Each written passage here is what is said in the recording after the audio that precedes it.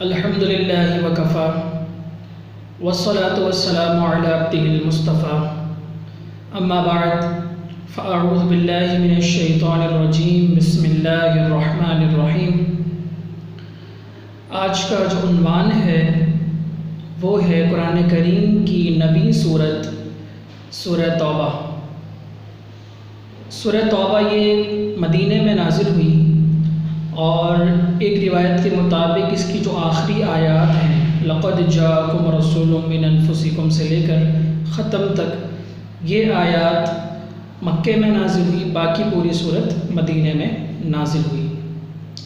اس سورہ مبارکہ میں 16 رکوع ہیں اور 129 آیات ہیں۔ یہ سورہ مبارکہ تقریباً ایک پارے پر مشتمل ہے کہ 10 پارہ جو ہے وہ جہاں پہ ربوع ہو رہا ہے وہاں سے لے کر 11ویں پارے کے ربوع تک یہ ایک پارہ تقریباً بنتا ہے۔ اس ایک پارے پر سورہ توبہ مشتمل ہے۔ سورہ توبہ کا جو نام ہے توبہ، کہ نام رکھنے کی مناسبت یہ ہے، پہلے یہ سمجھ لیں کہ سورہ توبہ کے 10 سے زائد نام ہیں، اور ان زائد ناموں میں سے جو 2 نام ہیں توبہ اور براءت، یہ 2 نام بڑے مشہور ہیں۔ بعض قرآن میں آپ سورہ توبہ دیکھیں گے اور بعض جگہ سورہ براءت کے نام سے بھی اس سورت کو لکھا جاتا ہے۔ تو توبہ کے نام سے وجہ تسمیہ یہ ہے کہ اس سورہ مبارکہ میں توبہ کا کثرت کے ساتھ ذکر آیا ہے، اسی مناسبت سے اس کا نام سورہ توبہ رکھا۔ اور براءت نام رکھنے کی وجہ یہ ہے کہ براءت کا معنی ہوتا ہے بری الذمہ ہونا،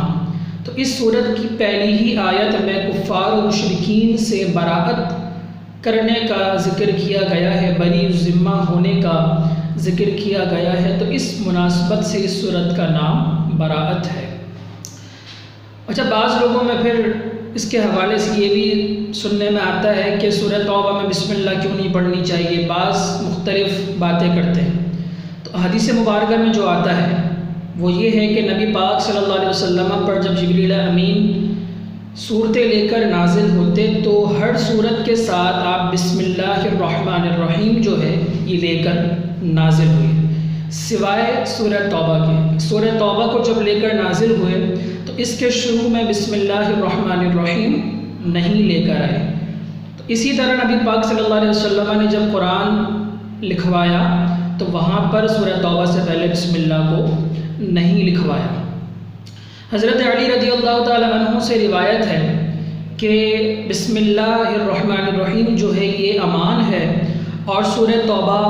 تلوار کے ساتھ امن کو اٹھا دینے والی ہے، اس کے اندر جو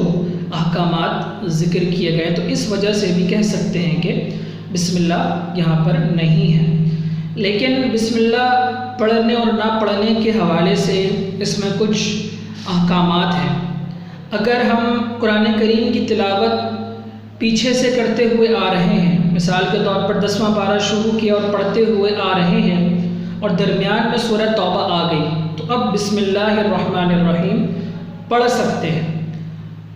اور اگر ہم وہیں سے شروع کر رہے ہیں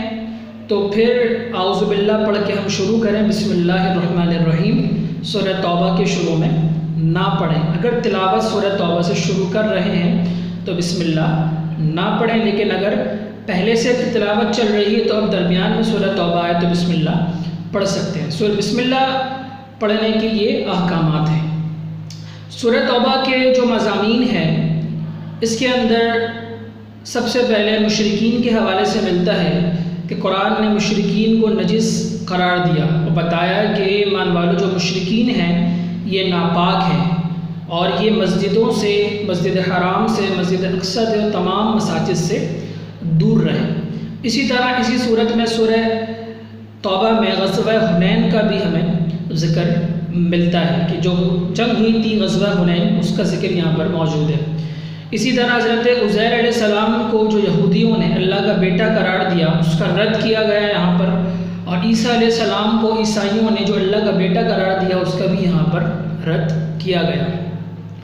اسی طرح اس سورت کی آیت نمبر 24 میں یہ ذکر کیا گیا کہ اے نبی صلی اللہ علیہ وسلم آپ فرما دیں کہ اگر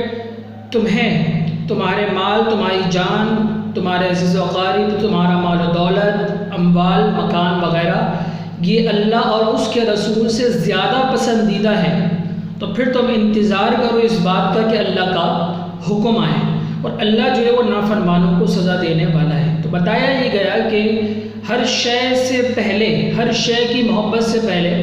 اللہ اور اس کے رسول کی محبت ہونی چاہیے۔ اسی طرح نبی پاک صلی اللہ علیہ وسلم حدیث میں فرماتے ہیں کہ لا یؤمن احدکم حتی اکون احب الیہ من والدہ وولدہ والناس اجمعین، کہ تم میں سے کوئی اس وقت تک کامل مومن نہیں ہو سکتا جب تک مجھ سے، اپنے ماں باپ، اپنی اولاد اور تمام شے سے زیادہ مجھ سے محبت نہ کرے، اس وقت تک مومن نہیں ہو سکتا۔ اس کے بعد جب آگے بڑھتے ہیں تو حرمت والے جو 4 مہینے ہیں ان کا ذکر یہاں پر کیا گیا کہ حرمت والے 4 مہینے ذی قعدہ، ذی الحجہ، محرم اور رجب المرجب۔ تو یہ جو 4 مہینے ہیں یہ زمانہ جاہلیت میں بھی کفار کے نزدیک تعظیم والے مہینے تھے، اور ان مہینوں میں جنگ و جدال، جہاد وغیرہ وہ نہیں کرتے تھے، ان مہینوں کی تعظیم کرتے تھے۔ ان مہینوں کی تعظیم کی وجہ یہ بیان کی گئی کہ رجب میں چونکہ لوگ عمرے کے لیے جایا کرتے تھے، اس وجہ سے جنگ و جدال منع تھا، اور ذی قعدہ، ذی الحجہ اور محرم یہ جو مہینے یہ حج کے لیے جانے کے مہینے ہیں، حج کرنے کا مہینہ اور حج سے واپسی کا مہینہ۔ تو یہ 3 مہینے ہوتے تھے حج میں آنے جانے میں اور حج کرنے میں۔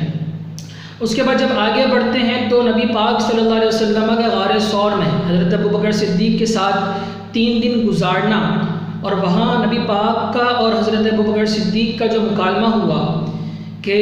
اذ یقول لصاحبہ لا تحزن ان اللہ معنا، کہ جب حضرت ابوبکر صدیق کچھ خوف محسوس کر رہے تھے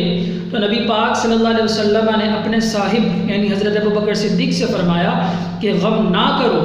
اللہ ہمارے ساتھ ہے۔ تو یہ وہ آیت مبارکہ ہے کہ جس آیت سے علماء فرماتے ہیں کہ حضرت ابوبکر صدیق رضی اللہ تعالی عنہ کی صحابیت ثابت ہے، یہ واحد صحابی ہے جن کی صحابیت جو ہے وہ قرآن سے ثابت ہے، لہٰذا اگر کوئی انکار کرتا ہے تو وہ دائرہ اسلام سے خارج ہوگا۔ مزید آگے چلتے ہیں تو پھر زکوٰۃ کی جو مصارف ہے کہ زکوٰۃ کن پر خرچ کرنی ہے، کن کن لوگوں کو زکوٰۃ دینی ہے، تو وہ 8 لوگ یہاں پر ذکر کیے گئے: فقراء، مساکین، اللہ کی راہ میں جہاد کرنے والے، اللہ کی راہ میں جو وہ حج کرنے کے لیے نکلنے والے، اللہ کی راہ میں علم دین حاصل کرنے کے لیے نکلنے والے، قرض دار، مسافر۔ تو وہ لوگ جن پر ہمیں زکوٰۃ خرچ کرنی ہے ان کا ذکر یہاں پر موجود ہے۔ اس کے بعد مزید آگے بڑھتے ہیں تو پھر 11واں پارہ شروع ہو رہا ہے، اور 11ویں پارے کے دوسرے رکوع کے اندر یہ مہاجرین و انصار جو پہل میں ایمان لے آئے ان کا ذکر موجود، اور وہاں پر ان کو خوشخبری دی رضی اللہ عنہم ورضوا عنہ کہ اللہ ان سے راضی اور وہ اللہ سے راضی۔ تو یہ تمغہ تمام صحابہ کرام کو دے دیا گیا کہ یہ اللہ سے راضی اور اللہ ان سے راضی، اور یہ تمام صحابہ کرام جو ہے وہ جنتی ہیں۔ اس کے بعد مسجد درار جو منافقین نے ایک مسجد بنائی تھی مسجد قباء کے مقابلے میں، اور اس مسجد کو بنانے کا مقصد یہ تھا کہ مسلمانوں کو بہکایا جائے، ان کو اسلام سے ہٹایا جائے، ان کو کفر کی طرف لے کے جایا جائے، ان کو نقصان پہنچایا جائے۔ تو اس مقصد کے لیے انہوں نے ایک مسجد بنائی مسجد قباء کے مقابلے میں، تو اللہ نے اس مسجد کی مذمت بیان کی اور مسجد قباء کی فضیلت کو بیان کیا، اور نبی پاک صلی اللہ علیہ وسلم کو حکم دیا کہ اس مسجد کو گرا دیا جائے۔ اس کے بعد جب مزید آگے بڑھتے ہیں تو اس سورت کا جو آخری رکوع ہے، جو آخری 2 آیات ہیں، بہت مشہور و معروف آیات ہیں، ان کی بہت فضیلت ہے۔ لقد جاءکم رسول من انفسکم عزیز علیہ ما عنتم حریص علیکم بالمؤمنین رؤوف الرحیم فإن تولوا فقل حسبی اللہ لا الہ الا ہو علیہ توکلت وہو رب العرش العظیم، کہ اس کے اندر ایک وظیفہ بھی ہے۔ ایک بزرگ تھے، ان کو بہت برکتیں ملی تھی ان 2 آیات کی برکت سے، کہ نبی پاک صلی اللہ علیہ وسلم خواب میں تشریف فرما ہوئے اور ان بزرگ کی دونوں آنکھوں کے درمیان میں بوسہ لیا، انہیں سینے سے لگایا، اور جب دریافت کیا گیا کہ یہ اتنا بڑا مقام کس سبب سے ملا تو فرمایا گیا کہ یہ جو بندہ ہے حضرت ابوبکر شبلی، ان کا بزرگ کا نام ہے، کہ یہ ہر نماز فرض کے بعد اس آیت کو پڑھتے ہیں اور مجھ پر درود بھیجتے ہیں۔ تو اس کی برکت سے، اس کی فضیلت سے ان کو یہ مقام ملا۔ تو ہمیں بھی چاہیے کہ ہر فرض نماز کے بعد ان 2 آیات کو پڑھیں کم از کم 1 مرتبہ، اور نبی پاک صلی اللہ علیہ وسلم پر درود شریف بھی پڑھیں۔ اور اسی کے ساتھ حدیث پاک میں آتا ہے کہ جو کوئی صبح 7 مرتبہ اور شام کو 7 مرتبہ حسبی اللہ لا الہ الا هو علیہ توکلت وہو رب العرش العظیم پڑھے گا تو اللہ تعالیٰ اس کے تمام اہم کاموں کے لیے اسے کافی ہوگا۔ تو جو یہ آیات صبح 7 مرتبہ، شام کو 7 مرتبہ حسبی اللہ لا الہ الا هو علیہ توکلت وہو رب العرش العظیم پڑھے گا تو اللہ تعالیٰ اس کے تمام اہم کاموں کے لیے اس کو کافی ہوگا، پھر اسے کسی کی حاجت، ضرورت، کسی کے سامنے سر جھکانے کی، ہاتھ پھیلانے کی حاجت نہیں ہوگی۔ جو دعا مانگے گا اس کو پڑھ کر اللہ رب کریم قبول فرمائے گا۔ اللہ رب کریم سے دعا ہے کہ ہمیں سورہ توبہ کو سمجھنے کی، اس کے مضامین پر عمل پیرا ہونے کی توفیق عطا فرمائے۔ وَمَا عَلَيْنَا إِلَّا الْبَلَاغُ